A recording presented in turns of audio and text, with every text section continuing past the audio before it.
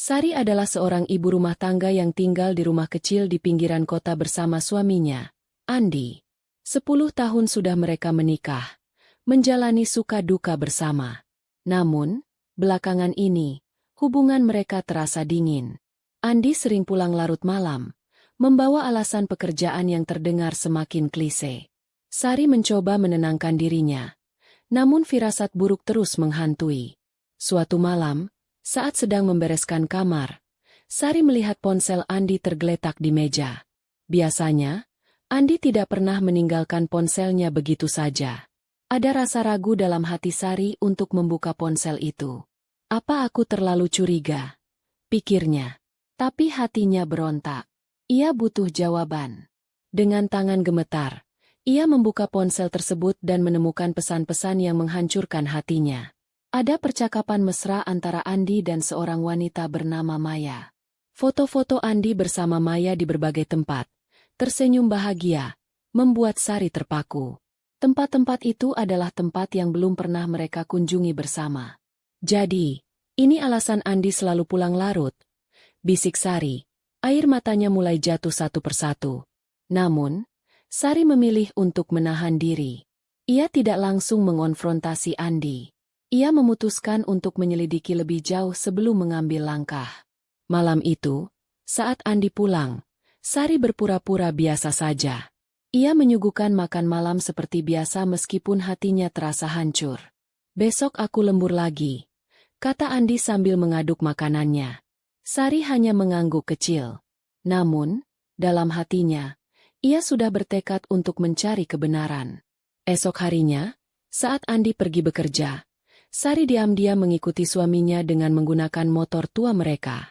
Ia menjaga jarak, memastikan tidak terlihat. Andi berhenti di rumah mereka sendiri, sebuah pemandangan yang membuat Sari bingung. Dari kejauhan, Sari melihat Andi masuk rumah dengan seorang wanita muda, Maya. Sari merasa dunia runtuh seketika. Hatinya panas, dadanya berdegup kencang. Ia ingin segera masuk dan berteriak. Namun kakinya tak mampu melangkah. Ia hanya diam, menyaksikan pengkhianatan itu dengan mata kepala sendiri. Setelah beberapa saat, Sari pergi dengan hati yang penuh kemarahan. Malamnya, Sari duduk termenung di halaman belakang rumah. Ia memandangi botol bensin yang biasa digunakan untuk generator. Pikirannya mulai gelap. Kalau mereka mau menghancurkan hidupku, aku juga bisa menghancurkan mereka. Bisiknya dengan suara bergetar. Amarahnya memuncak. Ia mengambil botol bensin itu dan berjalan ke arah rumah dengan langkah mantap. Air matanya mengalir deras. Tetapi hatinya sudah bulat. Ia merasa bahwa tidak ada lagi jalan lain untuk menyelesaikan penderitaannya. Malam itu sunyi. Hanya suara jangkrik yang terdengar di sekitar rumah. Sari berdiri di depan pintu rumahnya, menggenggam botol bensin dengan tangan gemetar. Pandangannya kosong, namun pikirannya penuh. Ia teringat setiap kenangan bersama Andi, dari saat mereka pertama kali bertemu, menikah, hingga membangun rumah kecil ini bersama. Semuanya terasa sia-sia. Aku tidak akan membiarkan mereka merusak hidupku tanpa balasan, bisik Sari pada dirinya sendiri. Dengan langkah perlahan, ia menuangkan bensin di sepanjang dinding rumah, membiarkannya meresap ke kayu dan furnitur. Aroma bensin menyengat memenuhi udara malam. Sari menyalakan korek api dengan tangan gemetar. Melihat nyala kecil itu seperti tanda akhir dari semua penderitaannya. Begitu api menyentuh bensin, nyala itu langsung menjalar cepat ke seluruh rumah. Dalam hitungan detik, kobaran api mulai membesar, memakan dinding kayu rumah yang selama ini menjadi tempat tinggalnya.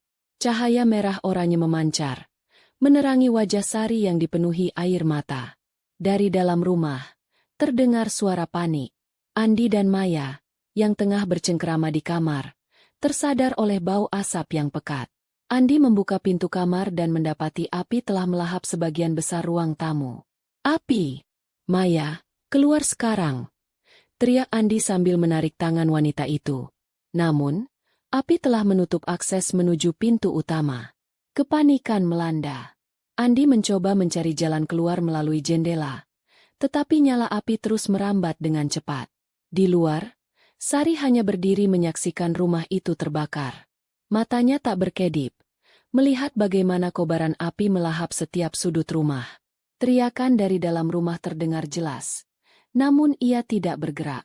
Ia hanya berdiri di sana, membiarkan api mengambil alih semuanya. Tetangga yang melihat kobaran api mulai berdatangan. Beberapa mencoba mendekat, namun panasnya api terlalu besar. Mereka segera menghubungi pemadam kebakaran, tetapi Sari tidak bereaksi sama sekali. Ia seperti patung, hanya menatap tanpa berkata apa-apa. Beberapa menit kemudian, Andi berhasil memecahkan jendela kamar. Dengan susah payah, ia menyeret Maya keluar dari rumah yang hampir rubuh. Tubuhnya penuh luka bakar ringan, sementara Maya terbatuk-batuk hebat akibat menghirup asap. Begitu mereka sampai di halaman, Andi melihat Sari berdiri di sana, memegang botol bensin yang kosong. "Sari, apa yang sudah kamu lakukan?" tanya Andi dengan suara serak, setengah tidak percaya. Namun, Sari tidak menjawab. Ia hanya menatap Andi dengan dingin, lalu berkata dengan suara yang pelan namun tajam, "Kamu menghancurkan hidupku. Sekarang lihat apa yang kamu dapatkan." Pemadam kebakaran tiba beberapa saat kemudian, berusaha memadamkan api yang sudah melahap sebagian besar rumah. Polisi pun datang untuk menyelidiki kejadian tersebut. Tetangga mulai bergosip, membicarakan apa yang terjadi di balik kebakaran itu. Sari tidak mencoba melarikan diri. Ia hanya duduk di tepi jalan, menatap rumahnya yang kini hanya menjadi puing-puing. Wajahnya tenang, seolah semua beban telah terangkat. Namun, di dalam hatinya, ia tahu ini adalah awal dari babak baru yang jauh lebih gelap dalam hidupnya. Ketika polisi mendekat dan menanyakan apa yang terjadi, Sari menjawab dengan tenang, "Saya yang melakukannya. Saya membakar rumah itu." Tidak ada penyesalan dalam suaranya, hanya kelelahan yang mendalam. Andi menatap Sari dengan campuran rasa marah, takut, dan sedih. Maya berdiri di sampingnya, masih terguncang. Mereka tidak mengatakan apa-apa, hanya membiarkan polisi membawa Sari pergi. Pagi yang dingin menyelimuti kantor polisi tempat Sari ditahan. Ia duduk di sebuah ruangan kecil dengan dinding putih yang dingin dan meja kayu tua di depannya. Wajahnya terlihat lelah, tetapi ada ketenangan aneh dalam sorot matanya. Seorang petugas masuk membawa segelas air dan meletakkannya di atas meja. "Bu Sari, kami ingin memahami apa yang sebenarnya terjadi," kata petugas itu dengan nada tenang. Sari mengangguk pelan. "Saya hanya ingin mereka merasakan apa yang saya rasakan. Kehancuran, pengkhianatan, rasa sakit yang tidak terobati," jawabnya tanpa ekspresi. Di sisi lain kota, Andi duduk di ruang tunggu rumah sakit. Luka-luka di lengannya telah dibalut, sementara Maya berada di ruang perawatan akibat keracunan asap. Andi menatap kosong ke lantai. Pikirannya dipenuhi oleh kejadian semalam.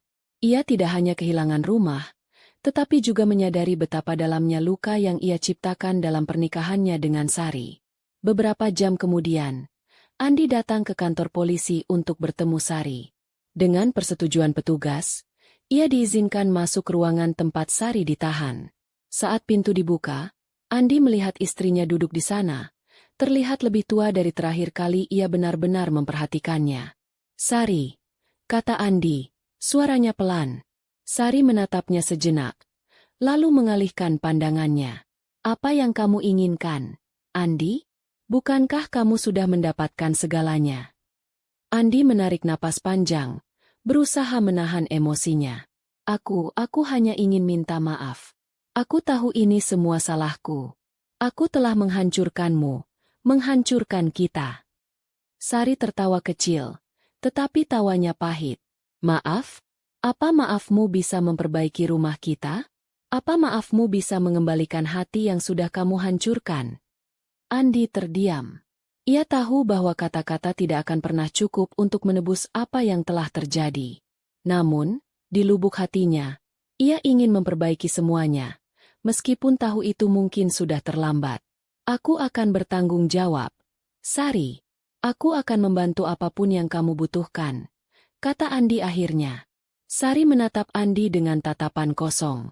"Apa yang aku butuhkan sekarang adalah keadilan, bukan belas kasihanmu." Setelah percakapan itu, Andi pergi dengan hati yang berat. Di luar kantor polisi, Maya menunggunya di mobil.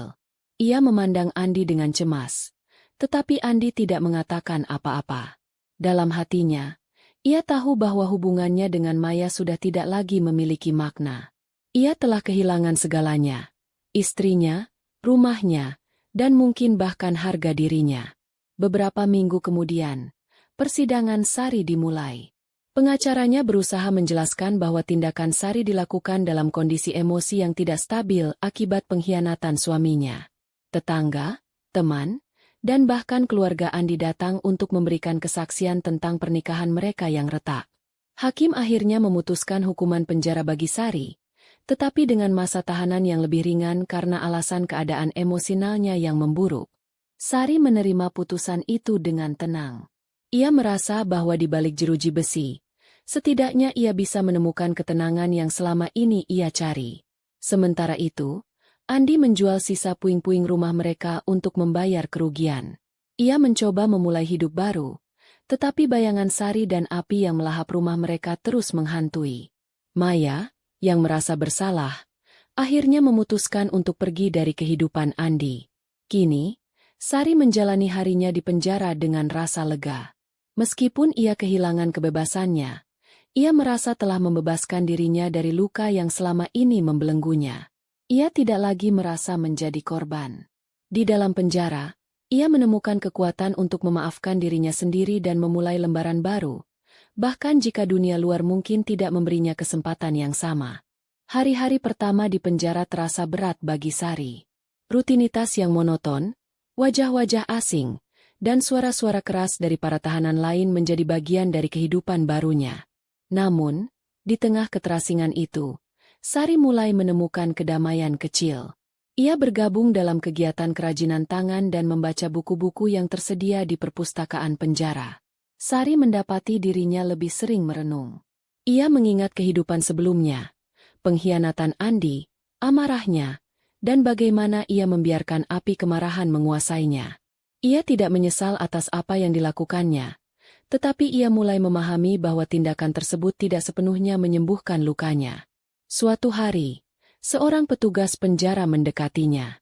"Bu Sari, ada seseorang yang ingin bertemu dengan Anda," katanya. Sari mengernyit. Ia jarang menerima kunjungan. Dengan rasa penasaran, ia mengikuti petugas menuju ruang kunjungan. Ketika pintu terbuka, Sari terkejut melihat wajah Andi di balik kaca. "Aku tidak tahu kenapa kamu mau bertemu denganku," kata Sari, duduk dengan ekspresi datar. Andi menghela napas. "Aku tahu aku tidak pantas meminta apapun darimu, tapi aku merasa perlu mengucapkan sesuatu yang belum pernah aku katakan selama ini." Sari menatapnya. "Menunggu. Aku telah menjual semua yang tersisa dari rumah kita. Hasilnya aku pakai untuk membayar kerugian, dan sisanya aku sisihkan untukmu," kata Andi dengan nada penuh penyesalan. "Aku tahu uang itu tidak akan mengganti apapun, tapi aku ingin kamu tahu bahwa aku benar-benar menyesal." Sari terdiam lama. Kemudian ia berkata, "Andi, aku tidak butuh uangmu. Yang kubutuhkan adalah waktu untuk melupakan semua yang terjadi. Aku sudah memulai proses itu di sini." Andi mengangguk pelan. Ia ingin mengatakan banyak hal, tetapi ia tahu Sari tidak lagi membutuhkan kehadirannya. "Kuharap, suatu hari nanti, kamu bisa memaafkan aku," kata Andi sebelum berdiri untuk pergi. Sari tidak menjawab. Ia hanya melihat Andi berjalan menjauh, membawa beban rasa bersalah yang mungkin tidak akan pernah hilang. Di dalam penjara, Sari mulai menunjukkan bakatnya dalam membuat kerajinan. Hasil karyanya, lukisan kain, tas anyaman, dan berbagai karya seni kecil, menarik perhatian pihak penjara. Sebagian karyanya dijual, dan hasilnya diberikan kepada Sari sebagai tambahan tabungan untuk masa depannya setelah bebas. Selama beberapa tahun, Sari menjalani hidup dengan tekad untuk memperbaiki dirinya. Ia mengikuti program pelatihan dan bahkan menjadi mentor bagi para tahanan baru. Rekan-rekannya di penjara mulai menghormatinya sebagai sosok yang kuat dan penuh kebijaksanaan. Ketika akhirnya hari pembebasannya tiba, Sari keluar dari penjara dengan kepala tegak. Ia tidak lagi merasa sebagai korban, tetapi sebagai seseorang yang telah bangkit dari luka dan kehancuran. Di luar gerbang penjara, Sari melihat seorang teman lama menunggu. Wati, tetangga yang dulu sering menghiburnya saat ia merasa kesepian. "Kamu sudah berubah, Sari," kata Wati sambil tersenyum. Sari membalas senyuman itu. "Aku harus berubah. Aku tidak punya pilihan lain." Dengan langkah mantap, Sari memulai hidup barunya. Ia menyewa kamar kecil di sebuah desa, jauh dari tempat tinggal lamanya. Ia membuka usaha kecil menjual kerajinan tangan yang ia pelajari di penjara. Hidupnya sederhana, tetapi untuk pertama kalinya setelah sekian lama, ia merasa damai. Di sudut hatinya, Sari tahu bahwa bekas luka masa lalunya tidak akan pernah sepenuhnya hilang. Namun, ia juga tahu bahwa ia memiliki kekuatan untuk melanjutkan hidup, bukan sebagai korban, tetapi sebagai seseorang yang mampu bertahan dan bangkit. Beberapa bulan setelah bebas dari penjara, Sari mulai terbiasa dengan kehidupannya yang baru. Usaha kecilnya menjual kerajinan tangan mulai dikenal di desa sekitar. Pelanggan yang datang kagum dengan kreativitasnya, tanpa mengetahui cerita kelam di balik wanita yang tampak tenang itu. Namun, bayangan masa lalu sering menghampiri Sari dalam mimpi. Ia masih mendengar suara api yang berderak, bau bensin yang menyengat, dan teriakan Andi dan Maya dari dalam rumah. Setiap kali terbangun, ia memandang langit-langit kamarnya dan mengingatkan dirinya bahwa semua itu telah berlalu. Suatu hari, saat Sari sedang duduk di teras rumah kecilnya, seseorang mengetuk pagar. Ketika ia melihat ke arah pintu, hatinya tercekat. Di sana berdiri Maya, wanita yang pernah menjadi pelakor dalam pernikahannya. Maya tampak berbeda. Wajahnya lebih pucat, dan tubuhnya terlihat lebih kurus. Ia mengenakan pakaian sederhana, jauh dari kesan glamor seperti yang dulu Sari kenal. "Bu Sari, aku tahu aku tidak pantas ada di sini," kata Maya dengan suara gemetar. "Tapi aku harus bicara dengan Anda." Sari menatap Maya dengan pandangan tajam. Ia tidak mengatakan apa-apa, tetapi membuka pintu pagar dan memberi isyarat agar Maya masuk. Setelah duduk di ruang tamu kecil yang penuh dengan hasil kerajinan Sari, Maya mulai berbicara. "Sejak kebakaran itu, hidupku berubah total. Aku kehilangan pekerjaan. Andi juga pergi meninggalkanku. Aku benar-benar menyesal atas apa yang kulakukan pada Anda."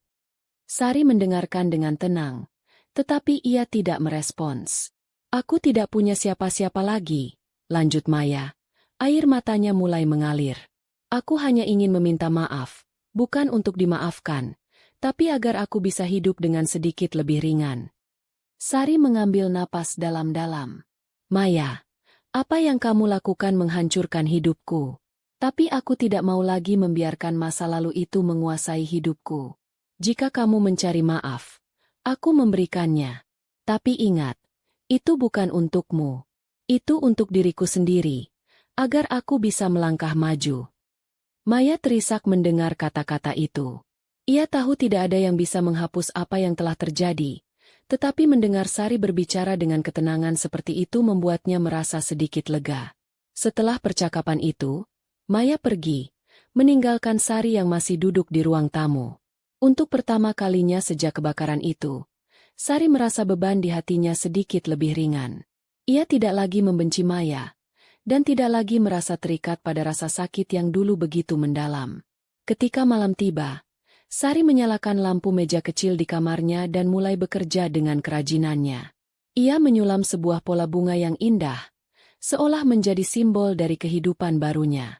Di tengah keheningan malam, ia menyadari bahwa meskipun bayangan masa lalu tidak akan pernah sepenuhnya hilang, ia kini memiliki kendali atas hidupnya. Masa lalunya tidak lagi menjadi rantai yang mengekang, tetapi menjadi pelajaran yang memperkuat dirinya. Cerita ini mengajarkan bahwa pengkhianatan dan luka mendalam dapat menghancurkan hidup seseorang, tetapi setiap orang memiliki kekuatan untuk bangkit dari kehancuran itu.